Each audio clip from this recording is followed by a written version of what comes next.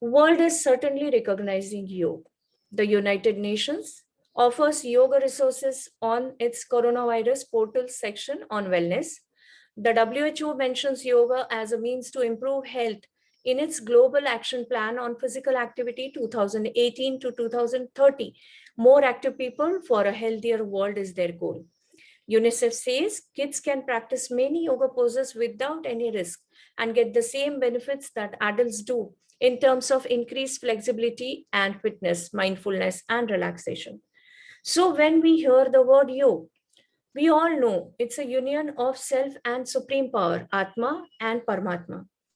And what comes naturally to our mind is what we are commonly hearing is asana, pranayam, and meditation. Now, let's see yoga in a broader perspective. Let's see what it all includes in different yogic scriptures and texts.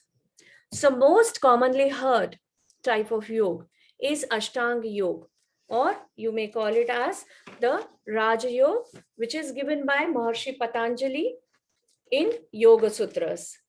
As the name suggests, it consists of 8 limbs or the angas or the path that yogi has to follow. The first one in that comes yama, that is the moral code of conduct you have to follow when you are in the society. That includes satya, ahimsa, asteya. Asteya means non-stealing, brahmacharya, and aparigraha, that is non-hoarding of the things. Don't have to keep the things collected at your end. Then the second anga is your niyama, personal discipline. That is what comes under that you have to follow as a yogi. Saucha, that is purity of physical as well as your mental thoughts also. Then comes the santosh, contentment, tap, swadhyay is self-study, and ishwar pranidhan. Third in this is asan, that is the yogic postures. Fourth is pranayam, disciplined yogic breathing. So we are going to cover these two little detail in the coming slides. I'll come to the fifth one, that is pratyahar, fifth anga. That is withdrawal. Withdrawal of what? Withdrawal of senses that are connecting us to the outer world. And we are bombarded with lots and lots of the information. And then we get stressed. We get influenced by those. So in between, you have to cut yourself from the outer worldly distraction and take your mind little inwards so that you get that peace and calm inside. The sixth is dharana. That is the focus, fixation of our mind on one object. That object could be any person that you love the most, or any object like flower or Omkar picture, or even your breath. When we focus our attention, our mind on our breath, it is called as prana dharana. Pran is what? Your breath, taking the vital energy inside your life force. Dharana is the fixation. The next anga in this is dhyan. When the fixation of mind, when continued, done for a longer duration, it is called as dhyana. And the last in this comes, that is the ultimate goal of yoga, samadhi, self-realization, or the blissful state that has to be experienced. That is the individualistic experience. When you follow all the above steps, yam, niyam, asan, pratyahar, prana, dharana, dhyan, then ultimately it will lead you to the blissful state. Next, there are other yogic types of yoga also. That includes Hatha Yoga, which includes basically the practice of yogasana, 6 Shatkarmas, Shuddhi Kriyas, Mudra, Bandha, Pranayam. In this, Ha means your right nostril, which is Pingla Nadi, considered as Pingla Nadi. Tha means your left nostril, that is Ida Nadi.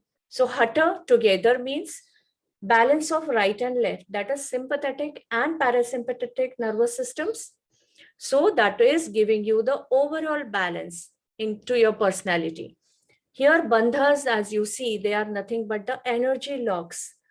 That is, there are 3 main types: chin lock, Jalandhar bandha, Uddiyana bandha is abdominal lock, and Mool bandha, anal lock. These are the commonly heard locks and been practiced during the pranayama. Next is Jnana Yoga, the process of converting intellectual knowledge into the practical wisdom, is awareness. Mantra Yoga is chanting of mantras. You can chant Gayatri Mantra, you can chant Omkar. The easiest and safest way to Pratyahar, that is your withdrawal of senses. What are the some effects, positive effects of mantra chanting? That can be definitely seen on the EEG. The brainwave emission patterns are seen getting affected when the Gayatri Mantra and Omkar that has been chanted. The second effect comes as the removal of negative impressions like fear, anger, jealousy. It also reduces the stress, relaxes the muscles. So it is very effective, mantra chanting, mantra yoga. Then next in line is Bhakti Yoga, yoga of devotion, complete faith, Kundalini Yoga, concerned with the awakening of the psychic centers, chakras, Karma Yoga, complete devotion to the work. Kriya Yoga refers to the activity or movement of consciousness, consists of over 70 Kriyas. And Swara Yoga, complete study, observation, control, and manipulation of breath or Swara. So it is clear from the discussion that there is more to our existence than just what our eyes see. That is our gross physical body.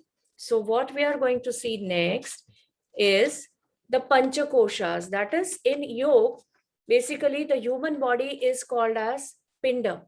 Is supposed to have 5 layers, not only the layer that we see from outside. So these 5 layers, as the name suggests, they are termed as Panchakosha. So the first, the outermost in this is Annamaya Kosh, the most bulky, which supports all other inner koshas. The second is subtler than Annamaya Kosha, is Pranamaya Kosh.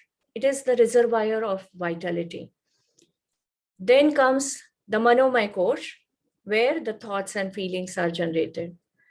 Next is Vijnanmaya Kosh, that is your Vivek Buddhi. And the most subtler in this line, the innermost, which covers our soul, our Atma, that is your Anandmaya Kosha. In this state, there is nothing else but joy. The concept of Panchakosh is the map of mind and body mechanism.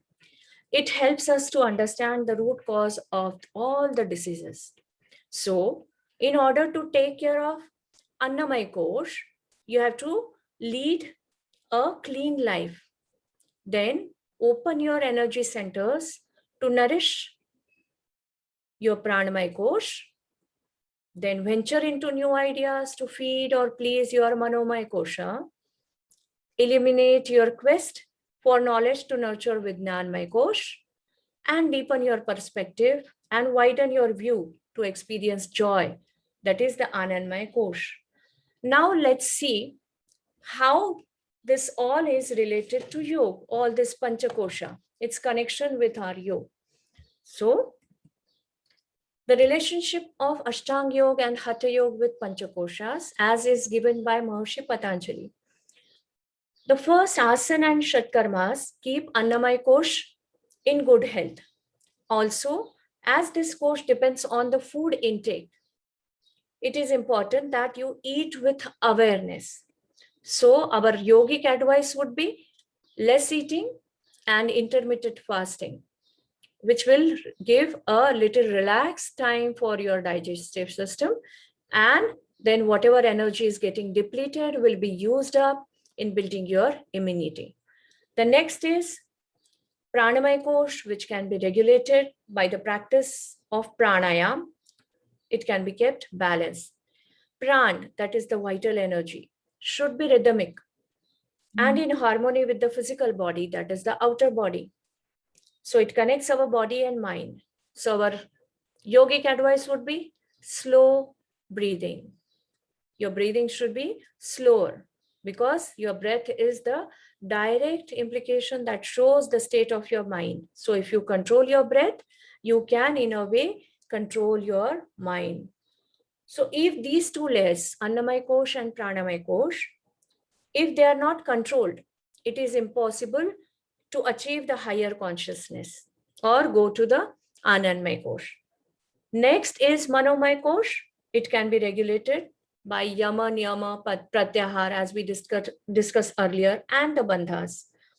In yoga, we focus more on the purification of these three koshas. There must be a balance and they must be kept in sync with each other in a unified manner.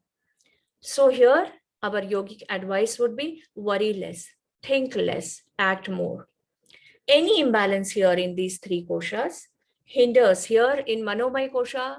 If there is any imbalance is generated, it hinders the movement of pran, that is pranamaya kosha, it affects, and then it is reflected at the weakest body part, and you get then the untimely diseases like back pain, knee pain, so on and so forth. Application of bandhas help remove the energy blocks. Then comes the Vijnanmaya Kosh and then the Anandmaya Kosh are well taken care by practicing dharana, dhyan and samadhi. So our tip is focus more on the purification of first three koshas. Now, moving ahead quickly, as we have been talking about the asanas, pranayam. So let's see what all things that we see in the asanas. So there are basically 7 groups of cultural poses taken. In that comes the dynamic sequence, Surya Namaskars. They are the asana-like postures. Then the forward bends asanas will have, backward bending. We are going to see the one example of that in next slide. Then comes the lateral bending sidewards, inverted postures are there, twisting are there, balancing postures are there. So whenever you are following any practice or any sequence, that should include at least one posture each from the above listed groups to move your spine in every direction and use all the muscles. This is the set of Surya Namaskar, 12 steps. Everyone knows, must be practicing as well. Namaskarasana, Urdhvastasana, Hastapadasana. All these steps are there. And then you come back to the, again, Namaskar posture. That has to be practiced in the morning and your body will be filled with the energy and vigor. Here are the different stretches or the types that we have seen in asana, the spine, 5 major movements of the spine. The axial extension, elongation, the example is given as Tadasana. Flexion, forward bend is given as Uttanasana or Hastapadasana. Then the rotation, twist, Ardha Matsyendrasana. Extension, that is the back bend. The spine can be bent backwards also. So that is Dhanurasana.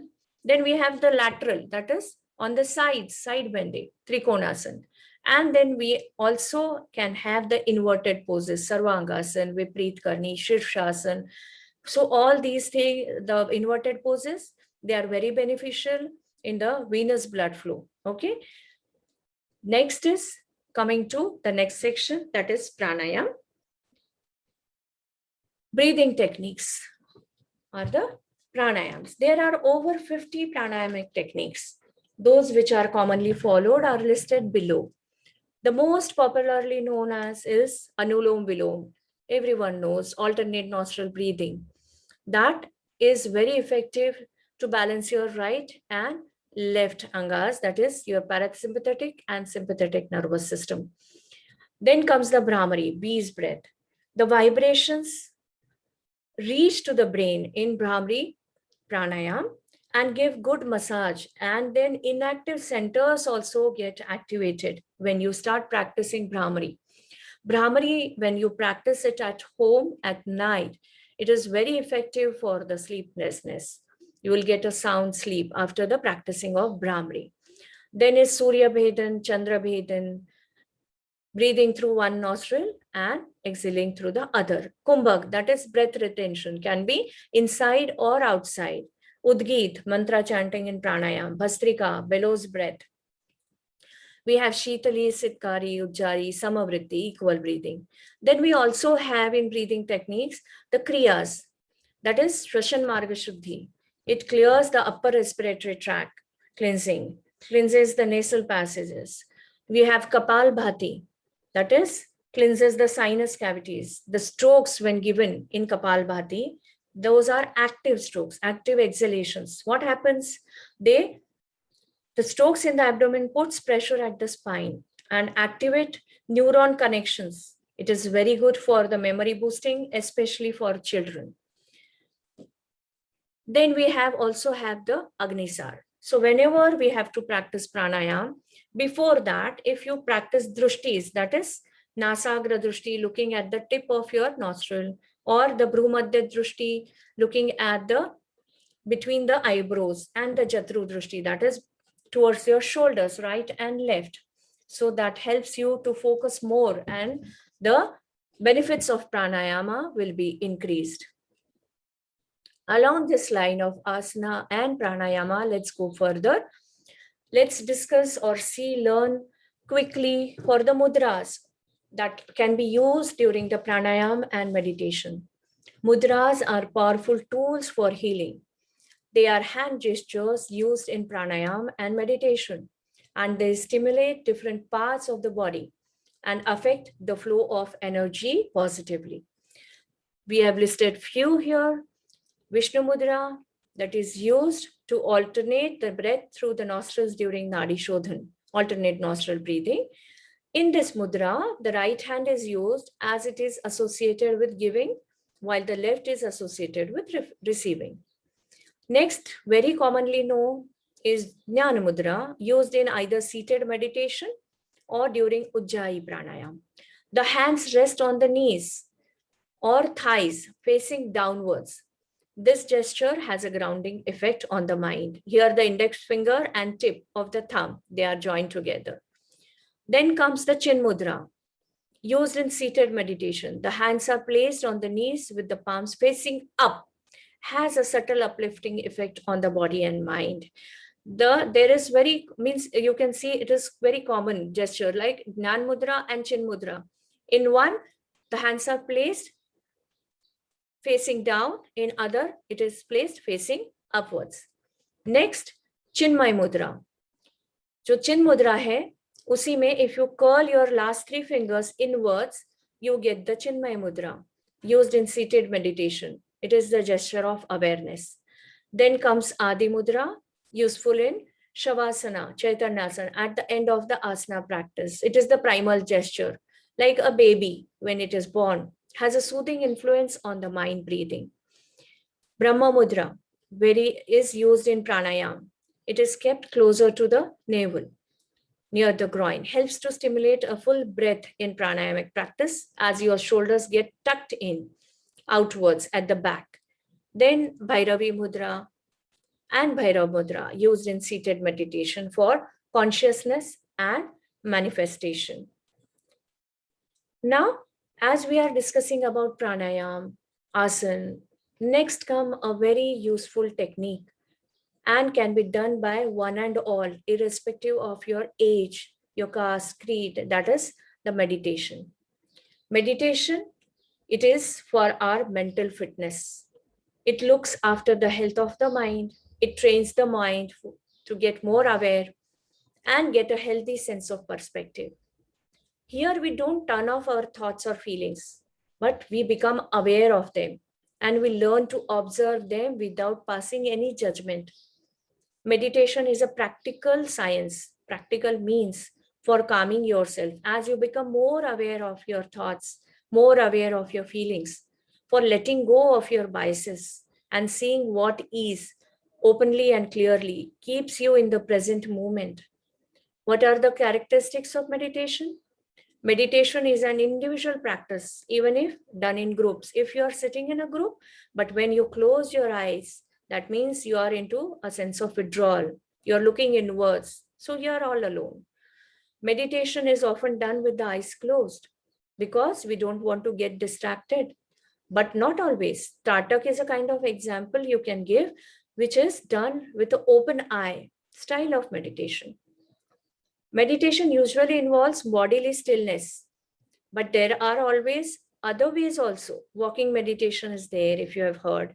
Integrating mindfulness also in other activities. Whatever we are doing, if you are aware, then you are doing a meditation. When you have to see how do you meditate, go into that state, let us quickly see the activity of our mind. Our mind can be focused along the x-axis you can see, and then unfocused, 2 states of mind. So when our mind is unfocused and we are not even putting an effort to control it, so whatever thoughts are there, whatever we are thinking is kind of a daydream. Then if your mind is unfocused, but you are putting efforts, so, but it is, you are putting efforts, but they are not bringing any results. So you in a way get frustrated.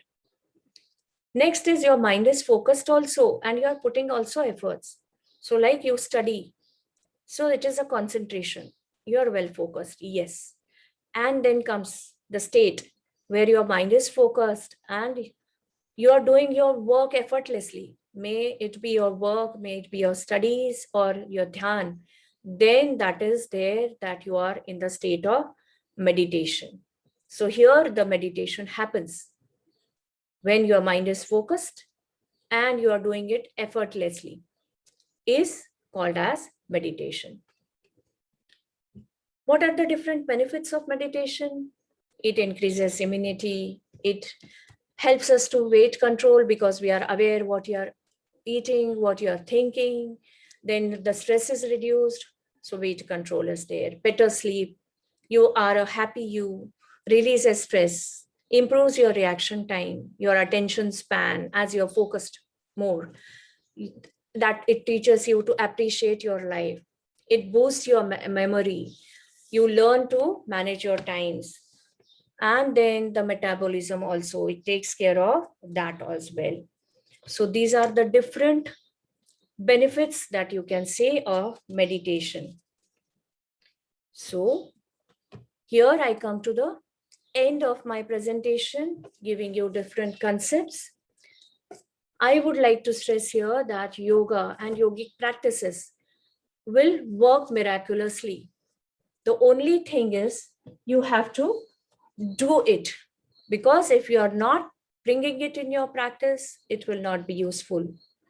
If you have all heard that knowing a little or a lot makes a little difference, but doing a little or a lot makes a big difference. So doing is more important than knowing.